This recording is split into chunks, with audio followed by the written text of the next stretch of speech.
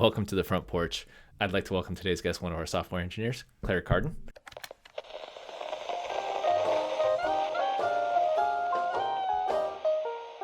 Welcome to the Front Porch with Brian Beaudry. Let's start with the basics. Who are you? Where are you from? And what is your favorite parody? I'm Claire Carden. I'm from Fort Worth, Texas, and my favorite parody is Monty Python and the Holy Grail. Okay, that one specifically. What's your favorite part of that movie? I think the knights who say knee. Okay. And they're and the shrubbery. They send them out for the shrubbery, slightly taller than the first. Okay, I'm gonna have to rewatch it. I mostly just remember the Black Knight incident. Oh yeah, that's a good one too. It's just a flesh wound. Yeah. Okay. Speaking of things that like maybe you got into as a kid, let's go back in time. Let's remember the first thing that you wanted to be growing up. What was that? An actress. Okay. I wanted to What be an inspired actress. you to want to become an actress? When I was young, my grandmother bought me and my cousin season tickets to Casa Manana Children's Playhouse. And we saw Beauty and the Beast. That was our first show. And I was bit by the bug. Okay, so were you picturing yourself as Beauty or getting to play as a beast in like a monster costume or No, I wanted to be the princess. I okay. wanted to be Belle. Okay, that does sound more normal, I guess. So how long I guess did you pursue that goal and like when did you decide maybe this isn't for me? After that, I became like obsessed with theater. And my mom got me into classes at Casa. I actually performed in some like children's playhouse shows when I was a kid. I performed in quite a few, and they have this organization called Casa Kids, which I think might still be going on. But me and my sister were both Casa Kids for many years. We had a show that we would perform in, like with a bunch of other kids, Yeah. that we would perform in like nursing homes and boys and girls clubs and things like that. And I went to a fine arts high school here in Fort Worth, the Fort Worth Academy of Fine Arts. And then I guess I realized that acting, first of all, made me very nervous. And I felt like backstage, like working backstage was going to be more of a viable career. So that's when I kind of switched over. Okay, so before you switched over though, what's your biggest starring role / credit? I, I honestly didn't really have any starring roles. I was more of like a dancer. I would Oh, do okay. like ensemble stuff. Yeah, I think one of my favorite ones was I was in Frosty the Snowman in middle school. That Awesome. one was really fun. Okay, well that sounds like it was probably a much more official and bigger thing than some of my goofy plays that we had to do in middle school for just our regular old class. We had to All, make our all, own. oh yeah, all theater is similar. No matter where you do it, like it all feels big and fun. Yeah. So you went to TCU according to your Mhm. LinkedIn. Um, what what were your plans there? I guess. Um, like my post college plans. No, like yeah, I guess your post college plans like when you're going there. Like I went to Mhm. school. I was planning on doing urban and regional planning, and during school I was like, no, don't really like this. Broadway was always my goal. I was gonna I was gonna be live in New York and work on Broadway. And I definitely wanted to like build my resume before that because I did like a few things in the summertime in between school, but I wanted to build my resume first. So I wanted to do an internship somewhere, like at a regional theater somewhere, and then move to New York. Okay, very very driven and very like having a plan. Yeah, Kudos. that's always been me. All right, so how did you? Spoiler alert: you did get to Broadway at Mhm. a point later on. So how did you actually get there? Um, okay, my senior year of college, I went to this theater conference called the United States Institute for Theatrical Technology Conference, USITT. And I was a part of this program called the Stage Management Mentorship Project. And it was a bunch of students, and we each had a mentor. My mentor was from the Sydney Opera House over in Australia. So that was like really cool. But I got to talk to all the mentors. And one of them was she had a contact or a former student in New York City. So I got connected with her. She got me my first job in New York. Bedbugs the musical, big time. From there, the stage manager of that show got me connected with a general management company, a Broadway general manager. And I started interning there. And one of the company managers at that general management company recommended me for my first job on Broadway, which was the play Misery, starring Bruce Willis. Fun fact. Okay, so did you like hang out with Bruce Willis now? Are you and him besties? Not anymore. It was like a month. It was like Mm, a month, but for a month, I worked with Bruce Willis. nice. Well, Hmm. that's a larger claim to fame than anything I have. So that point one for you over there. Um, moving to New York from Fort Worth, what was that like? It is a complete change in lifestyle. Were But you living in a I broom closet, or what? Where were you living? actually know. So I was living in Jackson Heights in Okay. Queens, off of 82nd Street. Although I started my first year there, I was living with a roommate, and we were off of 75th Street, and that's Roosevelt Avenue.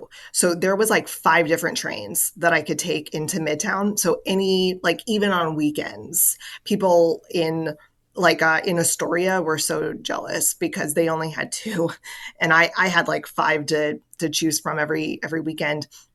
But then yeah, I moved one stop up to 82nd Street. Okay. I'll pretend that I know what any of that is, but I can count. I can count Over street in numbers. Queens. All right. So was the peak of your Broadway career just hanging out with Bruce Willis, or did you have what else did you go on to do? I saw that you were supervising child actors for years. Um, Yes, what was I that like? Because that seems weird. kind of moved into that. It was great. I got so many really great experiences. I did three shows on Broadway as a child guardian, and then I one national tour. But it was the same show. I did School of Rock for a year and a half on Broadway, and then I went on the road with it for 8 months.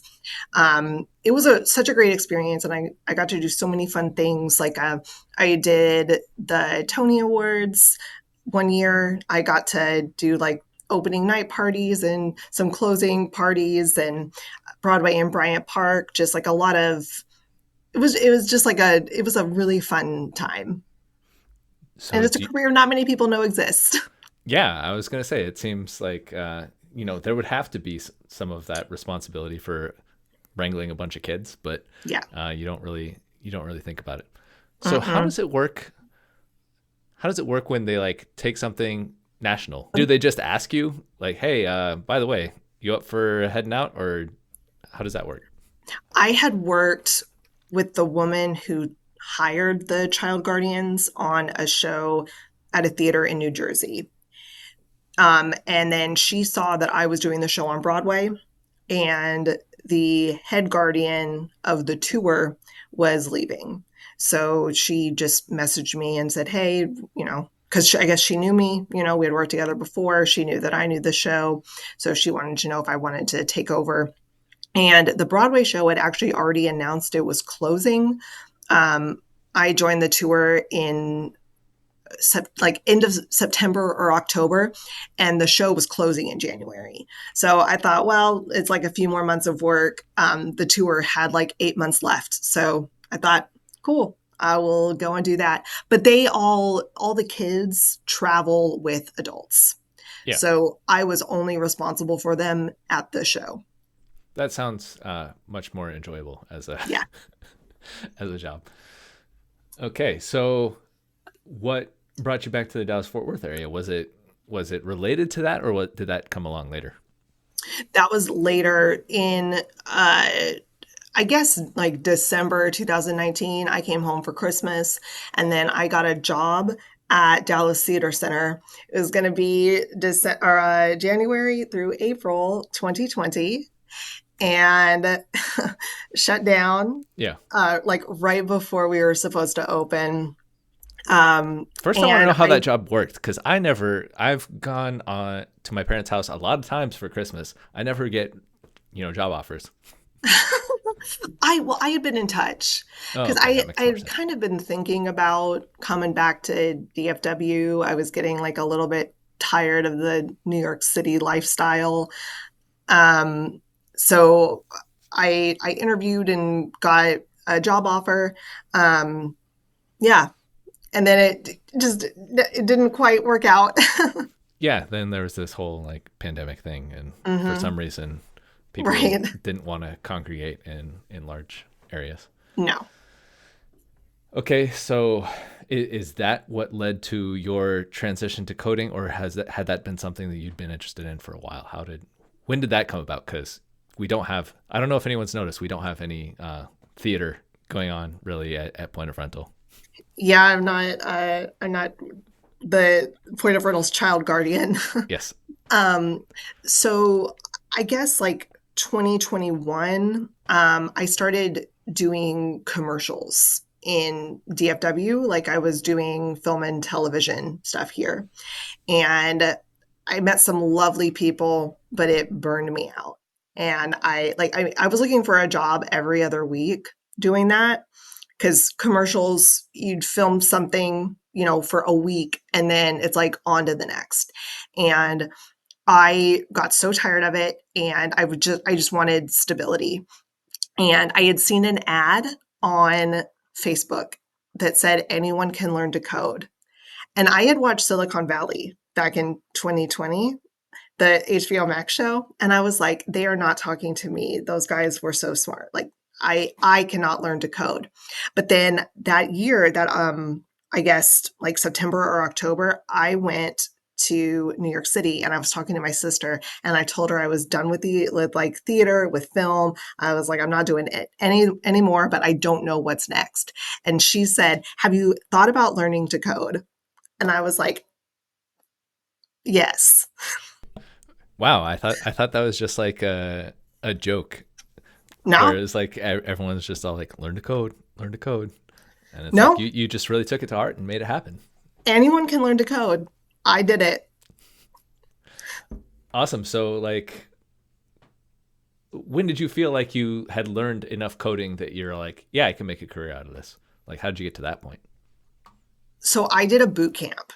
I went to General Assembly and it was 3 months, 5 days a week, 9 to 5. So it was basically like a job. We would just like, we had an instructor and then we would do projects. So it was just like practical experience, just like learning. Um, and so I knew that at the end of that 3 months, I was going to need something else. And theater and film have made me a pro at looking for jobs like while I'm doing other things. So I started applying before the boot camp came like ended. And it just so happened Point of Rental was looking for interns. And I said, this company is right here in DFW and it looks good. So I applied All for the right. And internship. I was gonna say, what was that process like? Was it just a case of like what they ask you or put you through? Well, so I mean, I talked about my boot camp experience in the interview. Hmm. What was really crazy was when I went through the interview and when I was done, the recruiter told me that Robert Flock had already had all of his interviews for interns lined up.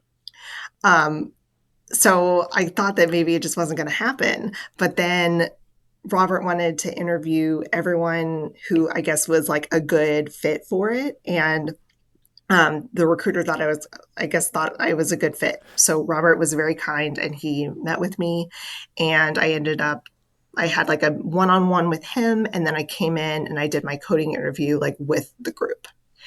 And it all happened like that same week, basically. It was very fast paced. Nice. And Yeah. it seemed like you knew what you were doing, apparently. I guess so. I started out as a test writer. So look, I think it ended up being a good fit because I wasn't writing like full code at that point. Like I was just doing automated testing. Yeah. Yeah. Well, it's really nice that, interns still exist, even though you were, not in college at the time, really. So, I know. I was so glad. yeah. Okay. So you've been at Point of Rental for a while. I'm not sure Hmm. exactly how long it's been. 3 years. 3 years. Yeah. I was like, I know I got an update recently, but I don't remember. All the years blend together for me.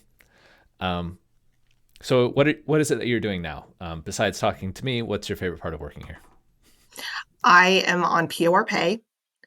I'm a software engineer for the POR pay team, and my favorite part is just the people. Like I work with the nicest people. My team is so great. Um, can't say enough about them. Everyone is just so nice and encouraging, and I also just feel like we just work well together. We're a good team. Have you been working on PORPay like the whole time, or did you go through different like areas? No, I started at Essentials as an intern, and then I spent a year, maybe a year and a half, on the Essentials team. And then in January of 2024, they were looking for volunteers to move over to POR Pay, and I volunteered. I just felt called. I felt like I was supposed to do it, so I said I would. Okay, I was gonna ask like why'd you volunteer? Why? But it seems like you have a pretty good history of like volunteering for stuff. Or yeah, I'll Yeah, do that. yeah, All right, that's a good thing to have as part of the team is people that are willing to do stuff. All yes. right, before we get into other things, I want to play a game with you. We're gonna call it Claire or Francais. Uh, Hopefully, I'm pronouncing it correctly. I'm trying to learn French, but that's like, I'm going to Paris in September. oh, nice. I'm supposed to Mhm. go in August. If you agree with their statement or it's true, say Claire. If you disagree with it or it's not true, say Francais. And I need a reason. So, Okay. first question, Claire or Francais, you've been known to cry at movies. Claire at animal movies. Okay, I was wondering if there's a specific type of movie that really hits Yes. for you. Yes, animal films. Is it Specifically dogs. okay? Is it the dog movies where like the dog has to get put down at the end or the dog Yes. dies and it's like okay, it's not like just Marley and happy movies. Me, My Dog Skip. Yeah. Okay, Those are the two big ones. the well-known traumatic ones. Yes. Okay, Claire or Francais, you've cheated at a board or card game. I thought about this one. Pretty sure Francais. I don't recall cheating at board games or Yeah, I was card gonna say as a games. general rule, it's like okay, as an adult, because like kids, you're learning and like maybe who remembers when they're a kid.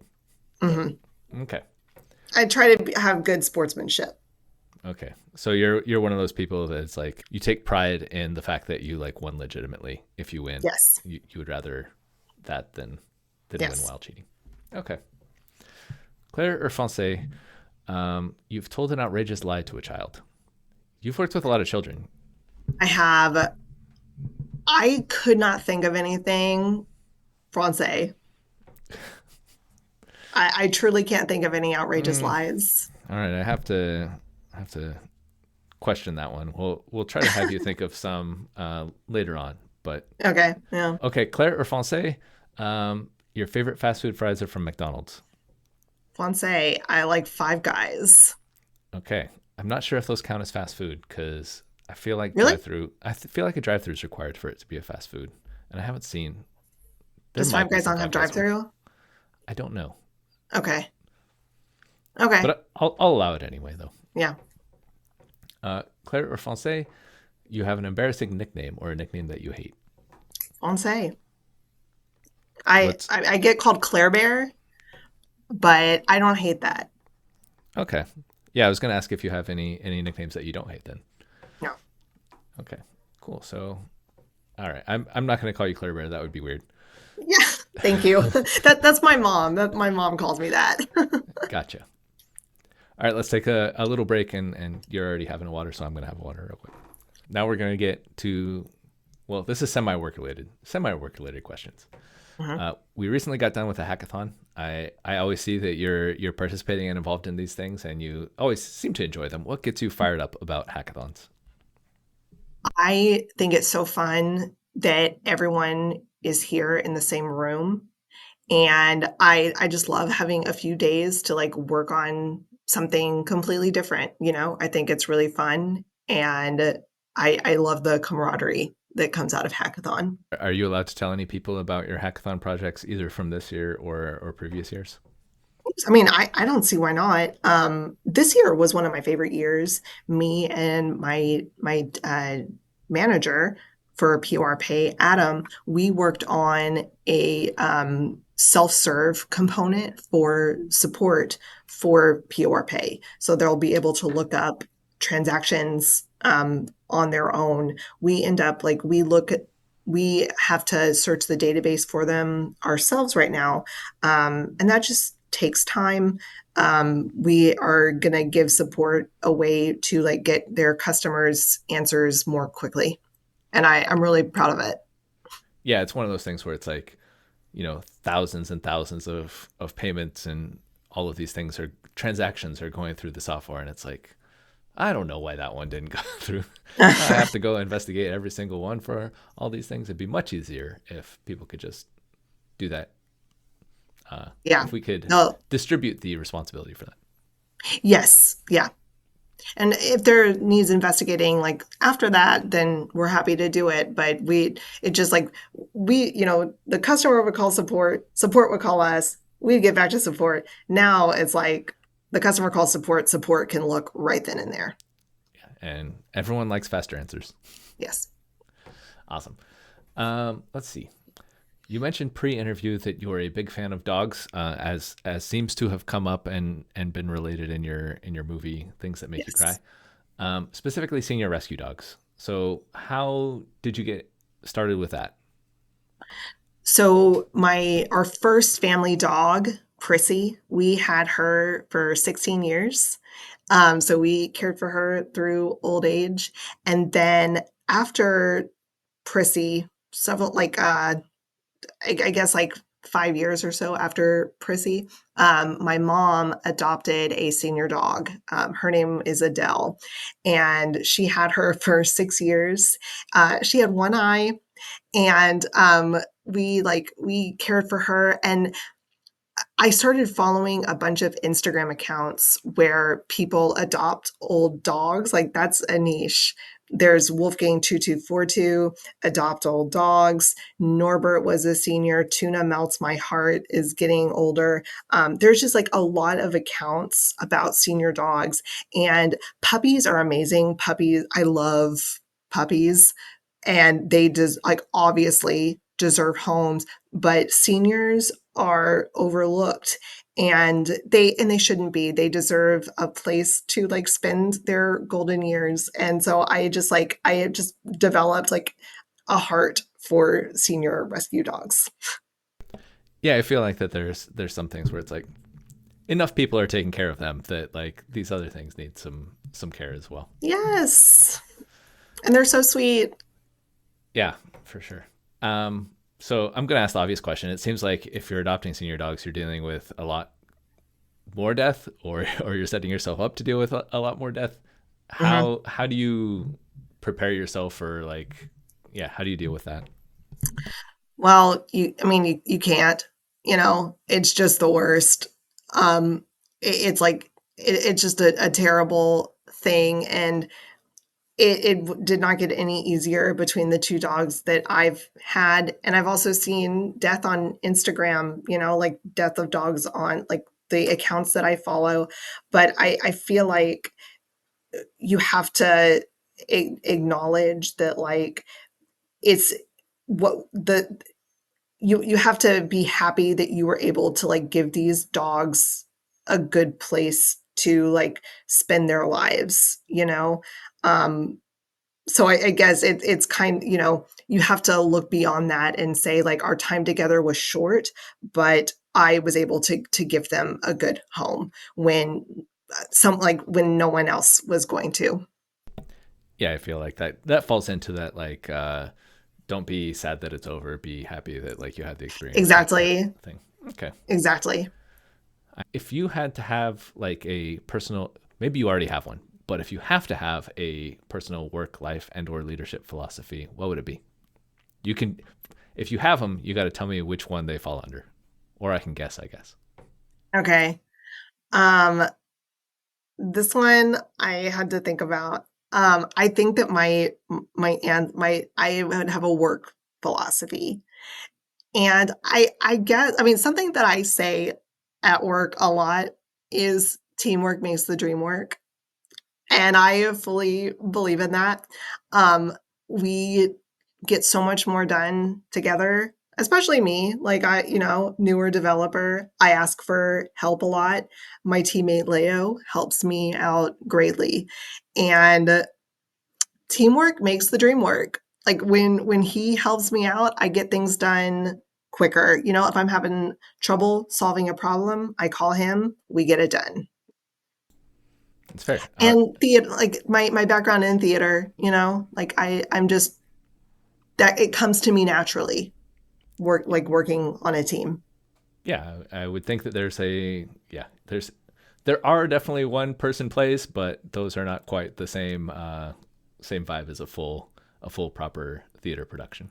Even one person plays have whole crews, you know. There might be one person on the No, I stage, but don't know. I don't have this theater experience, Claire. you know, there's way more than one person backstage. That's probably true. I would imagine it would be really difficult to be on stage and doing all the backstage stage stuff at the same time. Yeah. All right. Well, thank you for mentioning Leo. He was hired the same week as me, so like we're Oh yeah, I saw that. I saw forever that. connected through that. Yes. You also mentioned that you're into video games, but that's something that like basically almost everyone says these days. Yes. So let's dig in. What is it that you like about video games? Do you make them or do you just play them? I just play them. And I really love the Legend of Zelda series, Was that your first one that you got into, or what was your gateway video game? I guess. Ocarina of Time. Okay. And I think, I mean, first of all, I love the dungeons. I love exploring the world, you know, more so in like Tears of the Kingdom, Breath of the Wild, you know, where you can like it's just open world, you can explore. But I also love the linear stories in like Ocarina of Time, Wind Waker, The Minish Cap, Link's Awakening, games like that, you know. Um, and I feel like a real sense of accomplishment after I finish each dungeon. I'm like, well, I don't have to do anything else today. Like, I completed that dungeon. We're done. Yeah. Yeah. I can relate. I don't know that I would say like I don't need to do anything else, but it's like no, I did something today though. I cleared Yes, out this whole dungeon. I mean, it yes. wasn't going to happen if And not for me. and Shigeru Miyamoto, who created the series, he designed them to give people a feeling of accomplishment when they were done. And I was like, I totally feel that. Like, that is me. Nice. He made them for So me. so that's the general genre of things that you prefer. You like the stories. Are you Action adventure. and you Yeah. like playing alone, or are you a multiplayer person as well? No, gaming is a solo activity. All right. Uh, agreed. 100% agreed.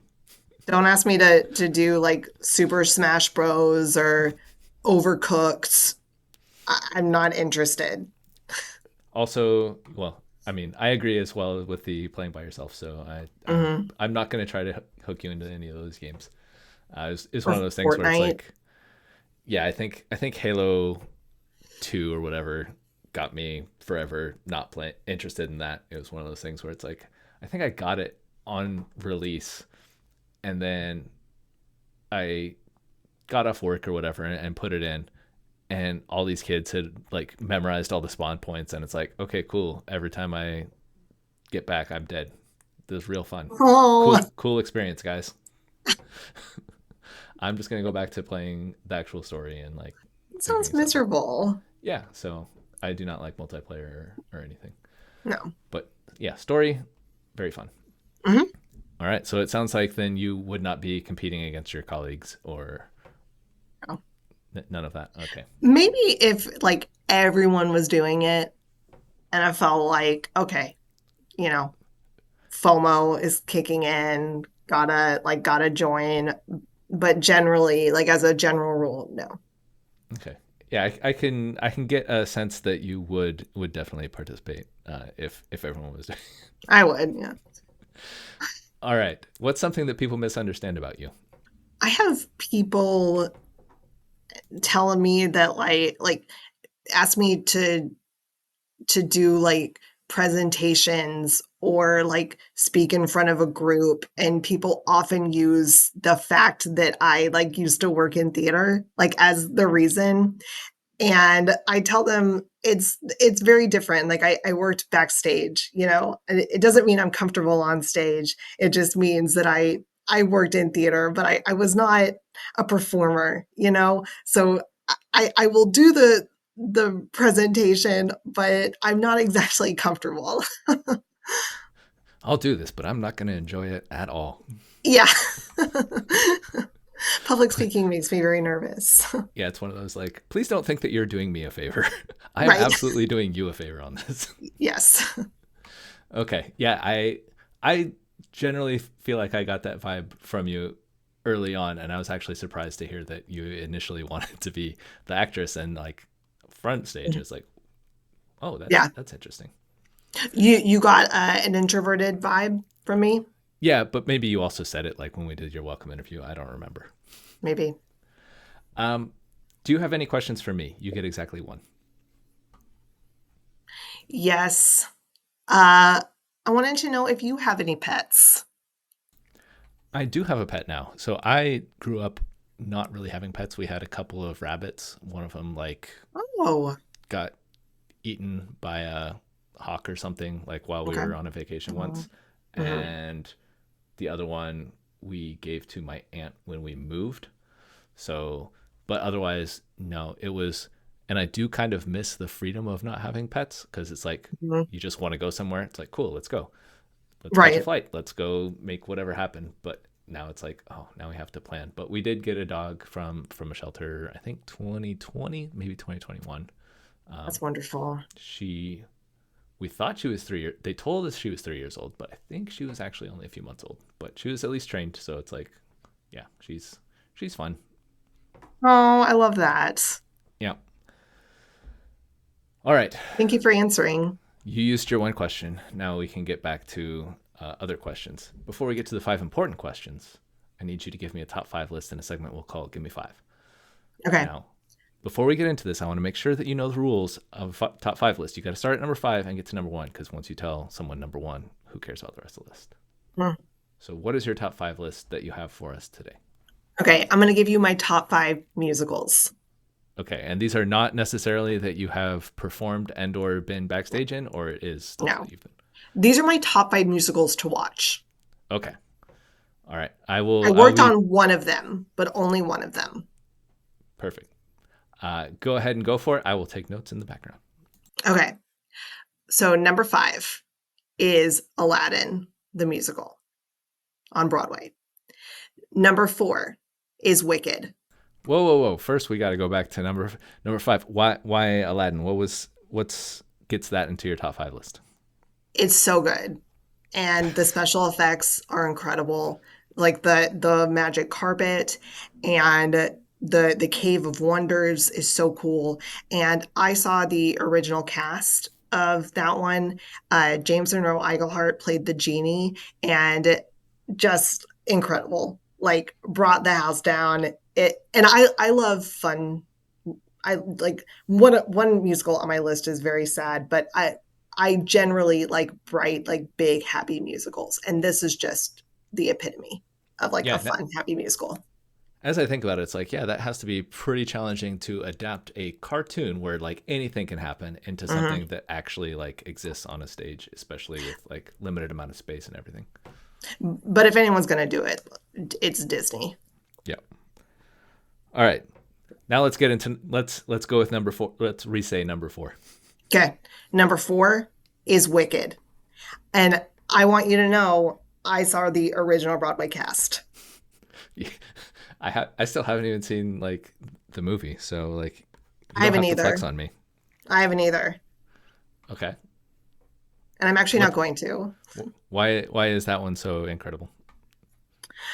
I mean, I saw Idina Menzel, Kristen Chenoweth, Joel Grey, and I saw that musical like at the perfect age, like at the age that I think it should be seen at. I was a 13-year-old girl, and it was like I saw that show and I said, I am Alphaba. That's what every young girl who sees that show thinks. Like we all think we're Alphaba when we see it, but like it was made like the show is for middle school girls. And I saw it as a middle school girl and I felt so seen. And now as an adult, I just love the music. Okay, so it doesn't quite make you feel like you're any particular person within it. I don't feel seen anymore. Like I don't feel like an outsider anymore. But Yeah. like it's like middle school, no one gets me, no one knows me. And I was like, oh my I gosh, feel this like is we're all outsiders at some point. yes. Oh yeah. All right, number 3. Les Miserables. Okay, why is that one make it up there? Or is which one's the one that you've worked on? Is it Les any of the ones? Mis. Okay, Les Mis. I helped set up the 2017 national tour. awesome. I didn't go on the road with it. I just helped them in their rehearsals in New York City. But I love that show. I love the music. Um, I just think it's a beautiful score. Okay, I was gonna say it's stuck around a pretty long time, and it's pretty Mm, popular worldwide. So there's got to be yes, some type of reason. yes. Oh yeah. Number two, Let's go. Gentleman's Guide to Love and Murder. Okay, Just a fun musical. There's this one role, it like one person, like one man plays an entire family of characters. He plays the Dicewith family, and so fun. okay. So So it's like I was gonna say I'm going to try to relate it to like Nutty Professor or like Eddie Murphy or Tyler Perry movies because a those are little the only bit, things that I know. a little bit. Okay, that sounds even more challenging on stage because you can't really do all the movie magic type stuff. Yeah, and I actually I got to go backstage for like one performance of it, and the guy that played the family, I don't know if am allowed to say this, but like whatever, it's like not on anymore. Um, all of his clothes had zippers, so he would just like run off stage. They would like unzip and then like zip them up into the next one. So it was like it made the changes like really quick. Ah, so it feels kind of like it's like a NASCAR pit stop where you have like this Mhm. crew and it's like boom, boom, boom, boom. All right, cool, Yes, good one, nice. All right, what's the number one musical of all time according to Claire? Spam a lot. It is the musical version of Monty Python I was and the gonna say Holy this definitely Grail. ties back into your favorite parody. Yes, yes, I love Spam a lot. And like great music. It's so good. I think that there are some like really fun numbers in that show. I love listening to the soundtrack. Five stars. All right, well I'll have to look up if I can find some video or some local presentation of any of these Yes. because It's coming to I've Bass seen zero Performance of them. Hall. Well, I don't live in Dallas Fort Worth area anymore, so it's not very All right. convenient. Well, Well, that's on me. All right, let's go ahead and we're going to do a thing called first pitch. Sometimes I remember to do it, sometimes I don't. Pitch me on your rental business. If you had to start a rental business on your own in the next month or so, what would your niche be? okay. This was really difficult for me because, to be honest, like this was my first time thinking about it. But I came up with an idea. It is for the millennial, like the busy millennial who perhaps does not want to spend. I'm just going to tell you what it is. So my idea is rent a dog, and you rent a dog like for a weekend. And it is for people who do not want to care for a pet full time, but they still want the experience sometimes. Sometimes you just want to like cuddle a dog. So rent a dog. You rent someone's dog for the weekend. Okay, I think I've heard of some similar programs with like some shelters or whatever that'll like let Oh, people dang it. take it out for the day. It's Dang not it. like you don't have to invent something that's never been invented before. It's still a decent business idea that you can still try to run. But yeah, I Yeah. like that one. Yeah. Okay. Thanks. Helps get more of those senior dogs at least some additional time and people interaction and all that kind of stuff. Yes. Exactly. All right, well let's take another little break and we'll get into the five important questions. Five important questions. Five important questions? Five important questions. Five important questions. Yeah. I'm sorry we've wasted your time with all these other unimportant questions, but we're to the important ones now. Number one, what would you say is your greatest success in life? Transitioning careers, going from theater to coding. I feel really proud of that.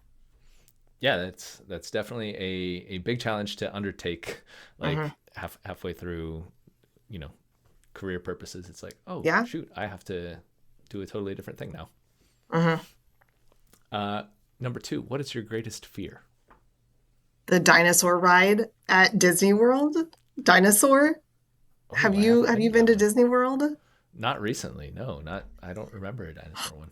They have this awful dinosaur ride, and they like you're in a Jeep with no sides, Okay. and they're animatronic, but this T-Rex like leaned over, like he was like on top. I hated it. I hated it so much. Okay, so is it the dinosaur aspect or is it the ride aspect that you're afraid of? It was the dinosaurs. Okay, I think so if they didn't get so close, I wouldn't have cared. But I just, in the moment, I didn't care that they were fake. yeah, I was like, they are too close. I'm scared. it's like it's fake, but it would really suck to be the one person that gets killed by a fake dinosaur. Yes. Also, you're just like, all right, scientists, can we please learn the lesson from the Jurassic Park movies to not make do not bring them back? I know Yeah. it's still interesting, but please stop. Yes. Okay, if you could tell first day at Point of Rental Claire one piece of advice, what would you tell her? You don't have to wait to be dismissed. You can just leave without announcing it.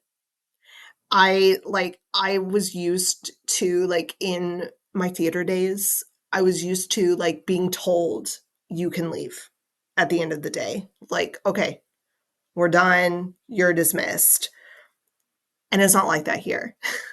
So my first week I was like, goodbye, I'm heading out if that's cool. And Yeah. I realized like people don't like that and they don't care. So I'm just gonna stop. Yeah, I do like that. I was one of those things where it's like, yeah, if you're unfamiliar with like theater, it's like that does sound insane that someone would be like waiting to be dismissed. But it's Yeah. like, yeah, I can see where that would happen. Yeah. Okay, what's something that you believe that it feels like no one agrees with you on? I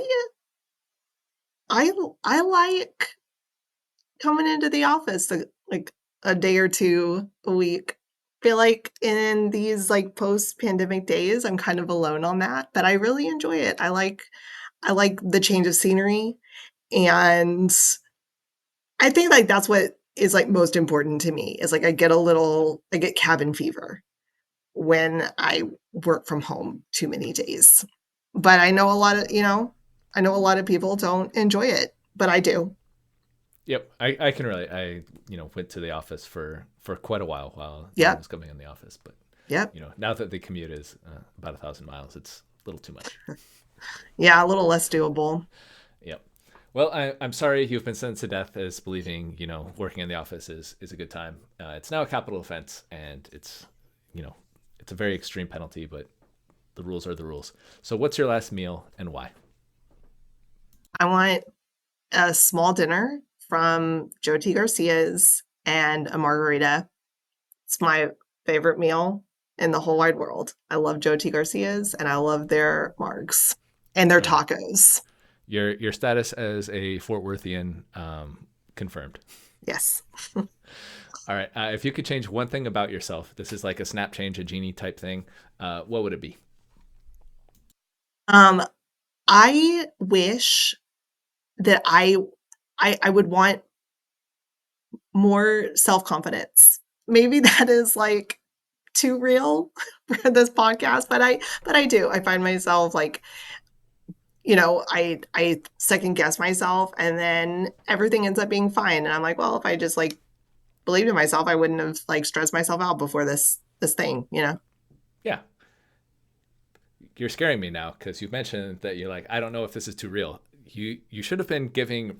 I don't know if I wasn't clear. We should be giving real answers the whole time. I All was. right, good. I do want your real answers. All right. Yes. Follow up. If you could change one thing about point of rental, again, a genie thing, what would it be? I would want hackathon to be longer. It's only 3 days a week or 3 days a year. Yeah. And I think it should be longer, whole week. You want it to be longer, or you want a couple of different hackathons? Ooh, two different longer hackathons. Let's just do lots of extra ones. All right. Tell me a secret about point of rental, something that not enough people know about. I'm kind of loath to let people in on this, but the caramel vanilla K cups in the canteen are incredible. But you can And only get them if you go to the office. So mhm. And well, in other, I feel like people go for the machine that's in the canteen, or I feel like I see a lot of people taking the non-flavored coffee. I don't get mhm. it. I don't get it at all. I think the caramel vanilla is where it's at. See, I use the machine because I'm not really a coffee connoisseur or expert or anything. And it's like, this one tastes good enough. Fair Works for me. enough. All right. Well, thank you, Claire, for chatting today. And thank you to everyone out there who is watching on YouTube or listening wherever they're listening. It means a lot to me. Share the podcast with your friends, and then we can all talk about Claire and our other guests privately later. See you next month. We'll keep the porch light burning for you. Thank you so much for having me.